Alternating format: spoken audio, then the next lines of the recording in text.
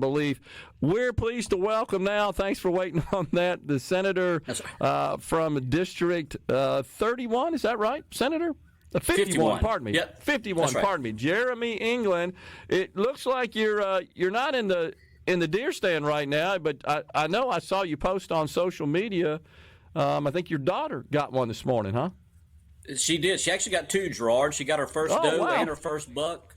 We just finished cleaning them. She's going to poke in and say hello real quick. So she's got blood on her face still. She's her first one. She's excited. We're up here at my congratulations, my Charles Busby's place at Lake Edens. So Transportation Commissioner. That's right. That's right. That is awesome. Well, we appreciate you joining us today. So we've been talking this morning about some of the issues you guys might be debating down there at the Capitol. You're going to be all ready to go, I presume, a week from tomorrow. That's when you'll gavel in, start officially the 2025 session.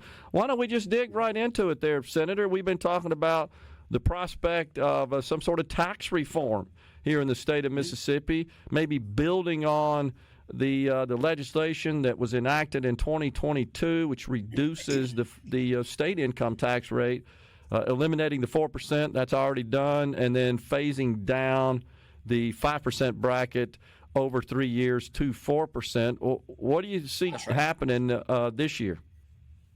Yeah, and look, Jordan, you already mentioned, so that's in place. So we're cutting taxes for the next several years. So people can look forward to that. We're going to get down to the 4%, kind of a flat tax bracket for the individual income tax. I do think, and I heard you mention this before the break, about the grocery tax. And I always like to remind people that we don't really have a grocery tax in Mississippi. We have a sales tax, and our sales tax applies to groceries. And so other states don't do it that way. But when you look at the parameters of what states do, we have one of the highest taxes on groceries, that being our sales tax. I think we're going to see an effort to get that down. The Senate's very strongly in favor of that position. But I also think that we're in favor of cutting the income tax more at some point. We'd like to see this 4% get phased in, but maybe shave another quarter off of that flat tax, get it down to 3.75 or something like that. So we're always looking at cutting taxes, but we're doing it in a fiscally responsible way. We don't want to do it all at once and end up not being able to perform our functions that we need to perform as government. You're probably aware, I know other members of the legislature are. We spoke to Senator Josh Harkins a few weeks ago. Of course, he's the tax man, as I call him, over there. That's right. in the Senate. But Louisiana just had a tax cut, and was it Arkansas, I think, as well, perhaps, and Alabama as well. So all of them seems like they're trying to get in line with Mississippi, maybe just nudging us out by a point or a fraction of a point to try That's right. I think Arkansas went to 3.9 when we went to 4. That's right. So look, that's what competition does. We're competing, and so we need to keep competing. Yeah. So no doubt this will be something that will see a lot of attention in the upcoming session for sure. I've never heard the lieutenant governor express any interest of significant reform to income taxes, but I've certainly, in my interview with him not so long ago, he expressed a desire, and he's talked to other folks as well, to take a hard look at paring down the sales tax on groceries. But here's the deal, as we talked about earlier, Senator, as you well know, I'm sure you've heard this from municipal leaders in your constituency. Hey, you guys are going to have to make us whole if you reduce the sales tax on groceries, because we rely quite a bit on that for our revenue. That's right. Yeah, look, our municipalities and our counties, they rely very heavily on that grocery tax. And so there would be some, we would make them whole some way, right? We would find some way to do that. But when I look at all of the taxes and I look at us competing with other states, we've got the lowest gas tax, at least one of the lowest gas taxes. Now we have one of the lowest state income taxes of states that do have an income tax. I think there's maybe 8 or 9 that don't have it.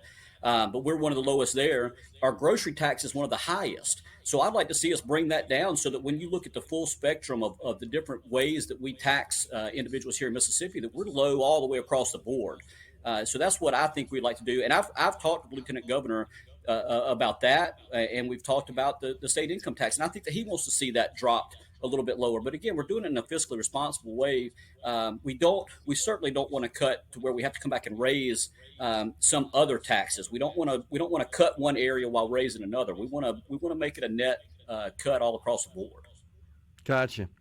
Something else that got a lot of attention in the last session, Senator, we're likely to see crop up again, and that's the issue of expansion of Medicaid. What do you see happening there? So, look, I think we'll still hear that. That'll come up again, and that's a tough issue. For the longest time, I was a solid no on Medicaid expansion. Now, I voted for the Senate's plan last year, which had a work requirement. It only provided Medicaid expansion up to 100% of the federal poverty level. It didn't fully go all the way to 130%. So we weren't going to see people kicked off of their private covers that they were purchasing off of the exchange, which was being subsidized, by the way. And that's something we're going to have to look at.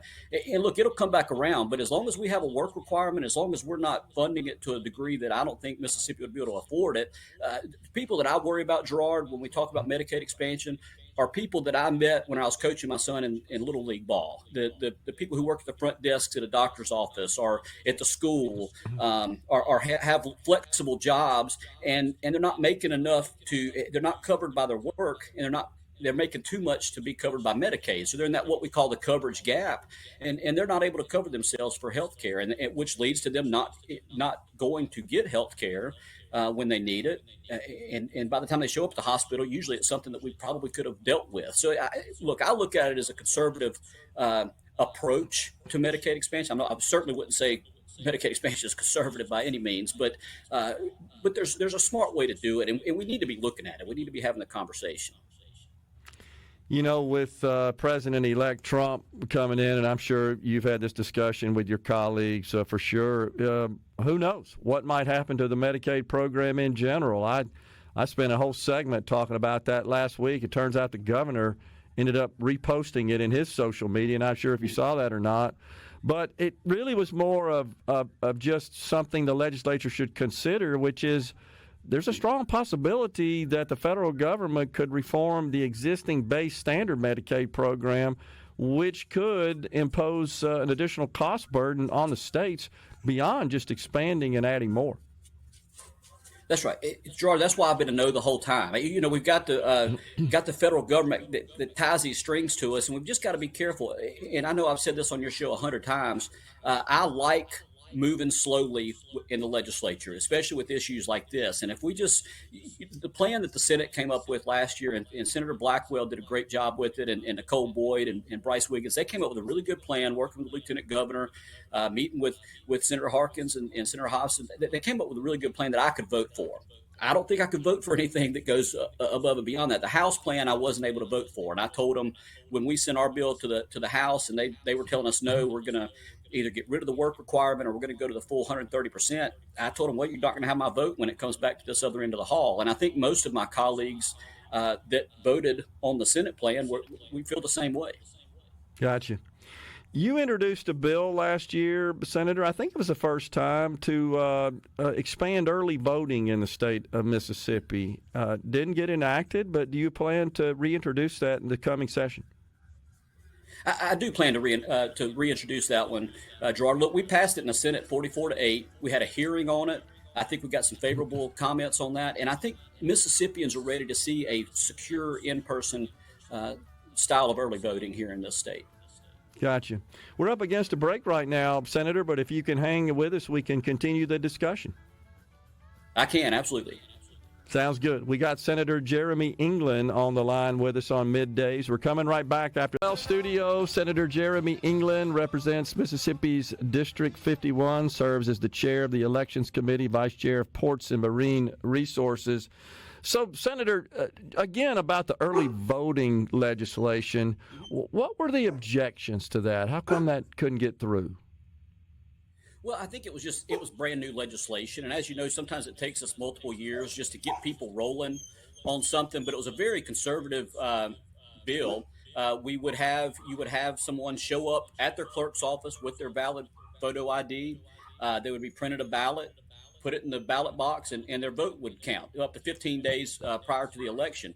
And when it went over to the House, we just weren't. They just weren't ready to take it up. We had a bunch of I issues see. going on, as you know, every year, and I think we'll hear it. I think we'll get it back up this year. And look, the worst thing I heard this year were people showing up at their clerk's office because they were watching nationally. Hey, the news was, look, Republicans even are showing up in early voting in droves now, and they would Yeah. say. Hey, I'm here to early vote. And their clerks would say, well, we don't early vote in Mississippi. And so they would just Yeah. turn around and walk away. And I'm worried that's going to start happening. So we're one of only 3 states that don't do it. And I think that we can really help a lot of our hardest working Mississippians out when it comes to having a chance to get out and cast their vote. Well, you're right. The president-elect himself kind of changed his posture on that from the previous election cycle, and he and the RNC as well, big time, were promoting the idea: get out and bank your vote. Isn't that what I think the campaign was? Go ahead and get out and vote now. That's right. Bank your vote. Bank your vote. Yeah. So I'm going to take a bit of a point of privilege here on this Medicaid deal with the work requirement, and it is Dustley. I know there's a lot of focus on the labor force participation rate in our state, which is something that the Bureau of Labor Statistics computes. I did a fair amount of research on exactly what the methodology is they use to compute that figure. So I'm just going to put it out there like this. I've yet to meet a person in the state of Mississippi who's ever been called by the Bureau of Labor Statistics. I would encourage you to, anytime you're out in the public square, you're meeting with constituents, ask them, you ever been called? Ask your colleagues in the Senate and the House, ever been called? I've yet to meet a person that's ever been called in the state of Mississippi. In all my speaking engagements, I always pose that question. Raise your hand if the BLS has ever called you to see if you're working. I don't know how in the heck they calculate this number. I'm skeptical at best. I'm wondering if it doesn't make sense, Senator, for our legislature to commission a true, valid assessment of our labor force participation.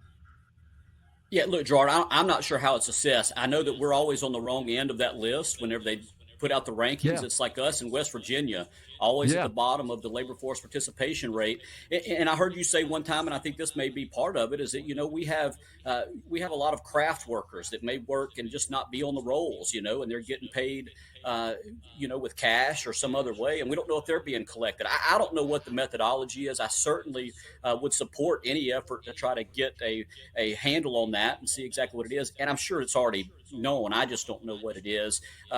But I also understand that if we have folks that are working and they can't afford health care because they're making too much, but they're not making enough to afford health care, that's got to be just devastating for your morale. You got to feel like you're hitting a brick wall when you hit that coverage gap.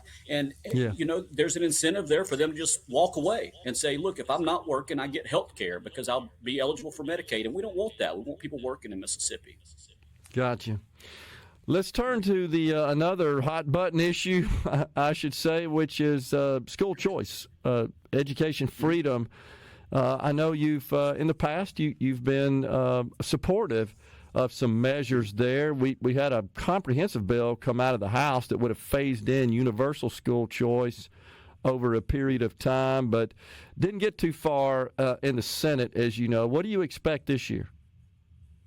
I expect we'll see something, some movement on something, and we'll probably have a bill that we can send to the governor's desk. I like what the governor said in his executive budget recommendations, where he wants us to fully fund ESAs in Mississippi. I think that's a smart step forward. I hope that we're able to do that. I also think that we'll see students be able to transfer to different schools, to different districts, as long as the incoming school has the capacity and can accept them there. I think we'll see some movement there, and that's a small step. But we say school choice, but what we're really talking about is parental choice.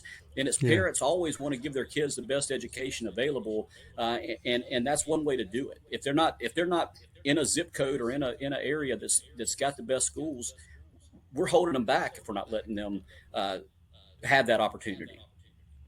Do you think, Senator, we should investigate the prospect of some district consolidation? As you know, we have 138 districts in 82 counties, so we got a lot of overlap within the counties. Not so long ago, a good example is the home of Mississippi State University, your alma mater, Oktibbeha County, where Oktibbeha and Starkville City merged the school districts. That seems to have worked out pretty well. You think there's an appetite to look into that again?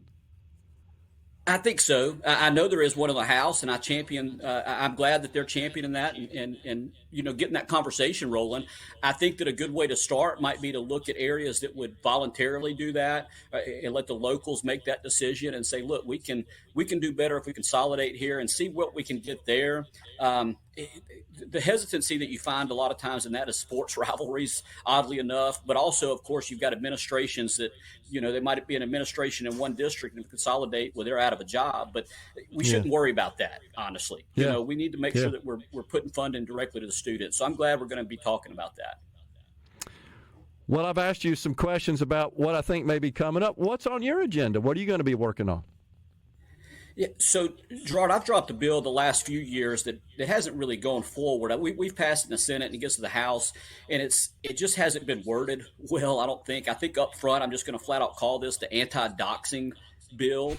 And what it's going to do, it would allow your first responders and your judges and your DAs and any public defenders that may be at risk of someone getting online on the tax rolls online and finding their address and publishing that out on social media, with nefarious purposes, which we saw happen in Gulfport a few years ago with an officer involved shooting.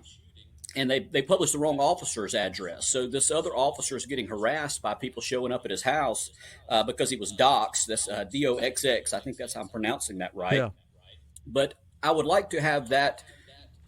I would like to have first responders have the ability to go to their tax office and give them a form and say, please remove my personal information from online. It's still available. If you go through your regular public records request, if you can still get that, it's still available.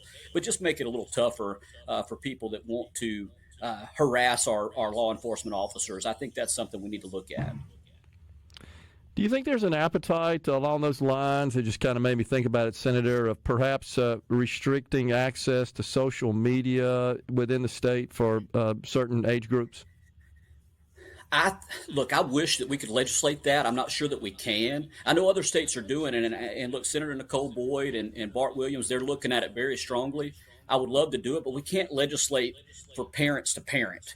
In other words, look, my kids don't have social media. We're not going to let them have social media. We make them bring their phones downstairs and leave them downstairs when they go to bed at night. There's no need for them to have a phone, at those hours of the night.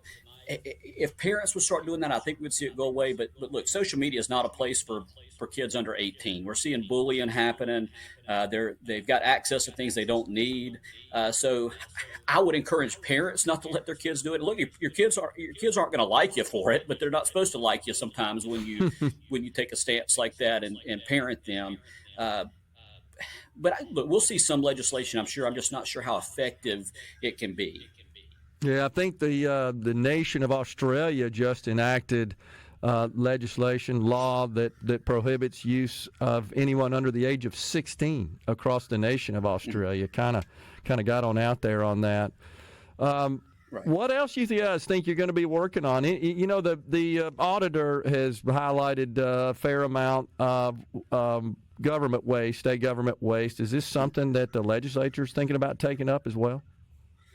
Yeah, absolutely. Look, we've got a state agencies, I think it's state agencies or government agencies committee now. I'm not sure of the name of the committee, but Chris Johnson is the chairman of that over in the Senate. I know he's got a counterpart, Hank Zuber, over in the House, and we're looking at everywhere we can clean up government waste. If we've got agencies that aren't doing their job, if they're not spending their money correctly, we always need to be looking at that. And look, there's always fat to trim too. I mean, that's one of our most important jobs.